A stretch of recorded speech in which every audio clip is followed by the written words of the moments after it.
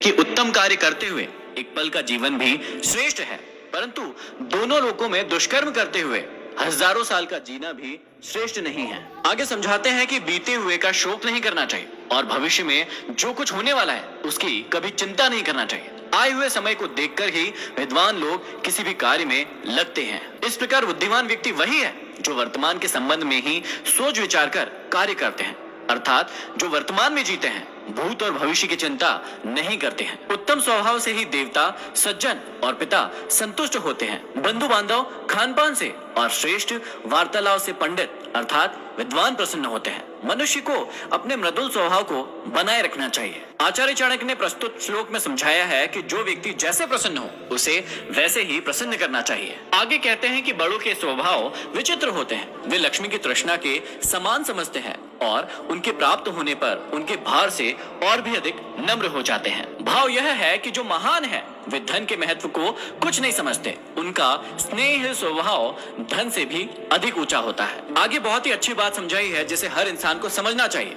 आज की जिंदगी में कई लोग किसी व्यक्ति से लगाव लगा लेते हैं। श्री चाणक्य कहते हैं कि जिसे किसी से लगाव है वह उतना ही भयभीत होता है। लगाव दुख का कारण है, दुखों की जड़ लगाव है, अतः लगाव को छोड़कर सुख से रहना सीखो। आगे समझाते हैं कि भविष्य में आने वाली संभावित विपत्ति और वर्तमान में उपस्थित विपत्ति पर जो तत्काल विचार करके उसका समाधान खोज लेते हैं वे सदा सुखी रहते हैं। इसके अलावा जो ऐसा सोचते हैं कि यह होगा वैसा होगा तथा जो होगा देखा जाएगा और कुछ उपाय नहीं करते वे शीघ्र ही नष्ट हो जाते हैं। यहाँ चाणक्य ने कर्म करते रहने और भगवान के भरोसे ना बैठे रहने की बात कही है। उनके कहने का भाव यह है कि केवल भाग्य के भरोसे ही नहीं बैठे रहना चाहिए। विपत्ति आने पर या उसके आने की संभावना होने पर तत्काल उपाय कर लेना चाहिए। जो व्यक्ति विपत्ति को भगवान की ओर से रचा गया भाग्य कहकर उसे समाप्त करने का उपाय नहीं करते वे नष्ट हो जाते हैं। आगे कहते हैं कि जैसे राजा होता है उसकी प्रजा भी वैसी ही होती है। धर्मात्मा राजा के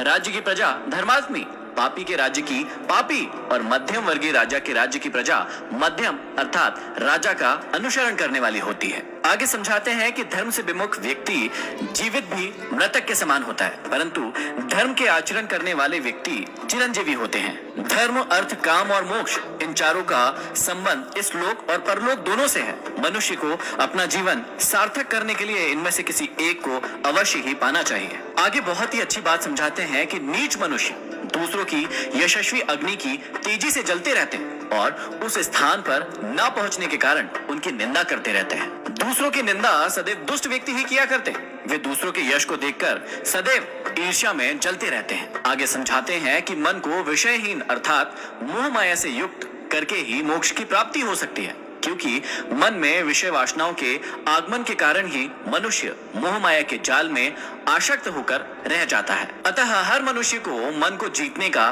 प्रयत्न करना चाहिए। चाणक्य कहते हैं कि मन की इच्छा के अनुसार सारे सुख किसको मिलते हैं अर्थात किसी को नहीं मिलते। इससे यह सिद्ध होता है कि देव के ही बस में सब कुछ है, अतः संतोष का ही आश्रय लेना चाहिए। आगे चाणक्य जीवन की बहुत ही बड़ी बात समझा रहे हैं कि जैसे हजारों गायों के मध्य भी बछड़ा अपनी माता के पास आ जाता है, उसी प्रकार किए गए कर्म कर्ता के पीछे पीछे आ जाते हैं। मनुष्य जैसे कर्म करता है उसे फल भी उसी के कर्मों के अनुसार प्राप्त होते हैं। अतः सदैव अच्छे कर्म करके ही अपना जीवन सुधारना चाहिए। कहते हैं कि अव्यवस्थित कार्य करने वाले को न तो समाज में और न ही वन में सुख प्राप्त होता है, क्योंकि समाज में लोग उसे भला बुरा कहकर जलाते हैं और निर्जन वन में अकेला होने के कारण वह दुखी होता है। भाव यह है कि ऐसे व्यक्ति को ना तो घर में सुख मिलता है और ना ही संन्यास लेने पर सुख प्राप्त होता है। समझाते हैं कि जिस प्रकार फावड़े अथवा कुदाल से खोदकर व्यक्ति धरती के नीचे से जल प्राप्त कर लेता है, उसी प्रकार एक शिष्य गुरु की मन से सेवा करके ही विद्या प्राप्त कर लेता है। फल कर्म के अधीन है, बुद्धि कर्म के अनुसार होती है। तब भी बुद्धिमान लोग और महान लोग सोच विचार करके ही कोई कार्य करते हैं। किसी भी कार्य को करने से पूर्व अच्छी प्रकार से सोच समझ लेना चाहिए, तभी कार्य अच्छे से होते हैं। आगे समझाते हैं कि अपनी स्त्री, भोजन और धन इन तीनों में संतोष करना चाहिए और विद्या पढ़ने, जप करने और दान देने इन तीनों में कभी भी संतोष नहीं करना चाहिए। बड़े लोगों के सम्मुख कितनी भी विपत्तियां क्यों ना आ जाए, वे अपने लक्ष्य से कभी भी विचलित नहीं होते। जो सोच लेते हैं उसे करके ही हटते हैं। वे कभी अपनी मान्यताओं, अपने सिद्धांतों, अपने आदर्शों और अपने उद्देश्य से कभी भी पीछे नहीं हटते। आप भी अपने उद्देश्यों से तीन ही रत्न हैं, जल, अन्न और मधुर वचन। बुद्धिमान व्यक्ति इसकी समझ रखता है, परंतु मूर्ख लोग पत्थर के टुकड़े को ही रत्न कहते हैं। जल और अन्न के बिना मनुष्य का जीवन बिल्कुल भी संभव नहीं है और मधुर वचनों के बिना समाज में विचरण करना मुश्किल है। कटु वचन करने वाले का कोई भी आदर नहीं करता। मनुष्य यदि अधर्म के मार्ग पर चलता है तो उसे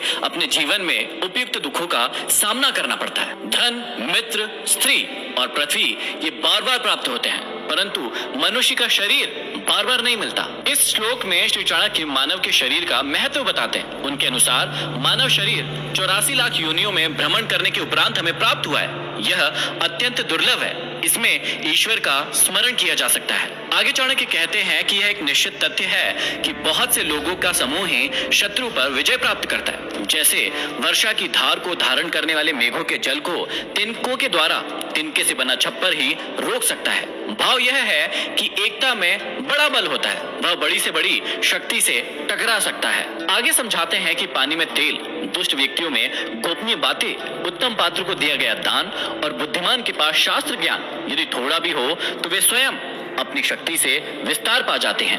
भाव यह है कि जिस प्रकार पानी में डाला गया जरा सा तेल भी फैल जाता है, दुष्टों में पहुंची गोपनीय बातें चारों ओर फैल जाती है और बुद्धिमान का थोड़ा सा भी शास्त्र ज्ञान काफी लोगों को प्रभुत्व करता है। ज्ञान का विस्तार इसी प्रकार होता है, अर्थात सभी चीजों का अपना अपना महत्व होता है। आगे बहुत ही बड़ी बात समझाते हैं कि धार्मिक कथा सुनने पर, शमशान में चिता को जलते देखकर, रोगी को कष्ट में पड़े देखकर जिस प्रकार वैराग्य भाव उत्पन्न होता है, वह यदि स्थिर रहे तो यह सांसारिक मोह माया व्यर्थ लगते हैं, परंतु अस्थिर मन शमशान से लौटने पर फिर से मोह माया में फंस जाता है। आगे समझाते हैं कि चिंता करने वाले व्यक्ति के मन में चिंता उत्पन्न होने के बाद की जो स्थिति होती है, अर्थात उसकी जैसी बुद्धि हो जाती है, वैसी बुद्धि यदि पहले से ही होती तो भला किसका भाग्योदय नहीं होता।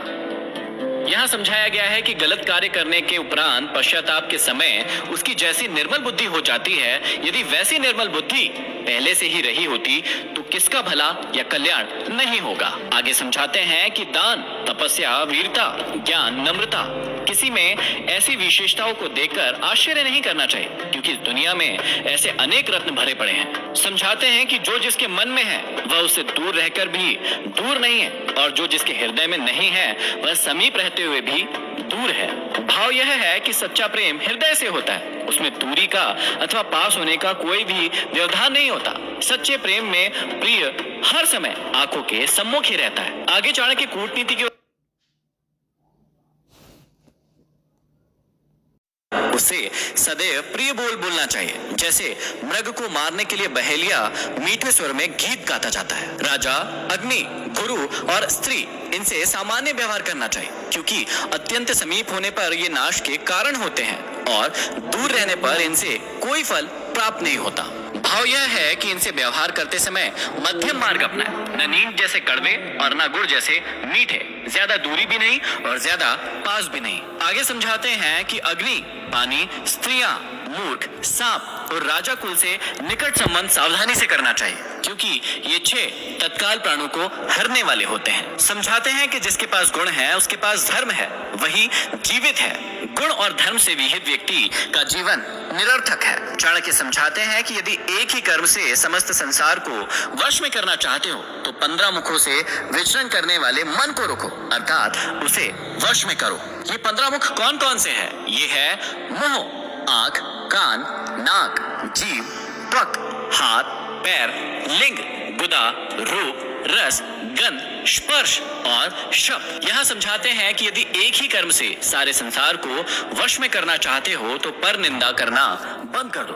मन को वश में करना और पर निंदा ना करना दोनों ही उचित लगते हैं। ऐसा करके आपके हाथों में वशीकरण मंत्र की शक्ति आ सकती है। आगे कहते हैं कि जो प्रस्ताव के योग्य बातों को प्रभाव के अनुसार, प्रिय कार्य को या वचन को और अपनी शक्ति के अनुसार क्रोध करना जानता है, वही असली पंडित है। अर्थात प्रसंग अनुकूल बात करनी चाहिए। यदि प्रसन्नता का मौका है तो उसमें प्रसन्नता की बात होनी चाहिए।